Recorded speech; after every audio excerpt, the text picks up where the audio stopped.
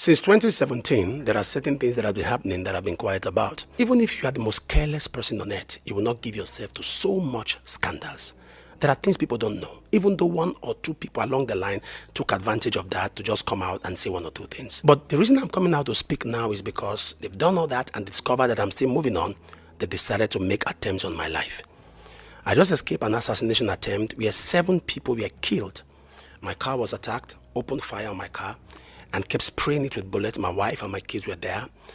The escort car with some police, they killed the policeman, they killed the other people, the other escort car, the buses with us. 7 people. We are all moving in a convoy. We are killed. People who did this are expecting me to come out, mention their names, so they will come out and deny. I won't do that. But the truth of the matter is this: you can't kill me. My life is in the hand of God. I'm a man of God. And those who are among those attacking me, you are building on what you don't understand.